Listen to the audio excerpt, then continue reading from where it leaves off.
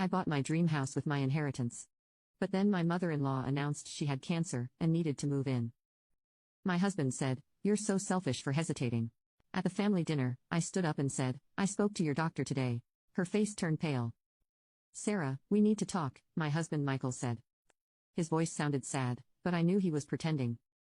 I looked up from my laptop, where I was planning her home renovation. His mother, Linda, stood beside him, dabbing her eyes with a tissue. My stomach tightened. I knew this act. Linda was very good at fake crying. "The doctor says I have 6 months to live," Linda said, her voice shaking. "I don't want to be alone at the end." She fell into our armchair, the same one I had seen her measuring last week, complaining it didn't match her decor. "My name is Sarah Parker, and at 34, I had finally bought my dream home. After my parents died in a car accident 2 years ago, I used my inheritance to buy a beautiful Victorian house.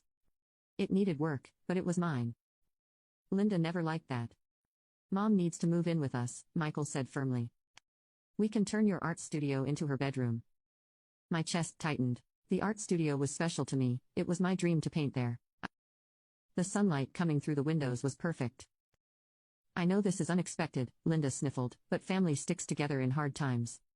She had never treated me as family. In the 8 years I had been married to Michael, she had always seen me as the woman who had trapped her son. "Which doctor told you this?" I asked carefully. "Maybe we should get a second opinion." Linda hesitated, then said, "Dr. Thompson, but I trust him." I nodded. Dr. Thompson, the same doctor who supposedly diagnosed her with a rare disease last year, just before Michael and I were supposed to go to Italy. We canceled our trip to take care of her, but 2 weeks later, she was fine. "I need to think about this," I said. "Think about it," Michael shouted. "My mother is dying, where is your compassion?" I looked at my husband. He had always chosen his mother over me. Something inside me changed. "Yes, I need to think about it," I said firmly. "This is my house too," Linda said sweetly. "Since Michael is your husband, it's his house too. And a son's duty is to his mother." "The house is in my name only," I cut in. "I bought it with my inheritance."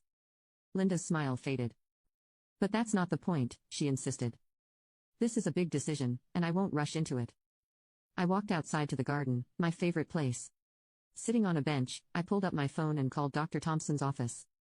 "I'm sorry," the receptionist said. "We have no patient records for a Linda Morrison."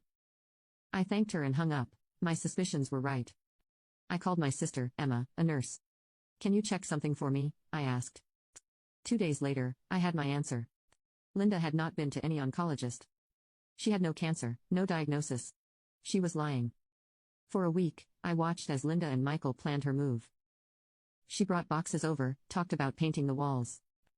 Michael barely spoke to me, acting as if I were cruel for hesitating. Then came the family dinner. Linda invited everyone, Michael's sisters, their husbands, aunts, uncles, cousins. She wanted them to pressure me.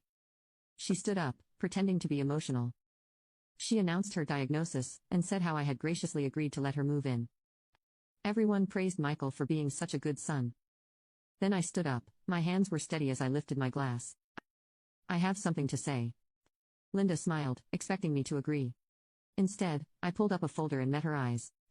"I spoke to Dr. Thompson's office," I said, "and every other oncologist in the state." Linda's face turned pale. The dining room went silent. Her fork dropped onto her plate, the clatter echoing in the tense air. Her face, already pale, turned almost white. I don't understand," she stammered, reaching for her water with shaking hands. "Dr. Thompson doesn't share patient details," I asked calmly. "That's interesting, because Dr. Thompson retired 3 years ago. His clinic doesn't even exist anymore." Michael stood up suddenly, his chair scraping loudly against the floor. "Sarah, what are you doing?" I opened my folder and pulled out the papers. I checked with every cancer hospital within 100 miles. No Linda Morrison has been diagnosed with cancer. No Linda Morrison has even been tested for it. The room filled with whispers. Linda's sister, Patricia, leaned forward, frowning. "Linda, is this true?" "She's lying," Linda shouted, standing up. "She's trying to turn you all against me, because she doesn't want me in her fancy house." "Actually," I said, sliding the papers across the table, "I'm telling the truth. These are the hospital records. You can call and check for yourselves." Michael grabbed the documents, his hands shaking. This has to be wrong, Mom. Why would you? But she would, his sister Jessica said quietly. Remember when she faked pneumonia before the wedding? Or the heart problem when you got that job in Seattle? Linda's face twisted with anger. Jessica, how dare you? I'm your mother. Yes, you are, Jessica said, and I love you.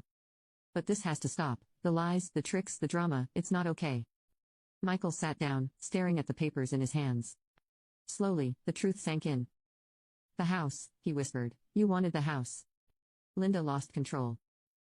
Of course I wanted the house. She doesn't deserve it.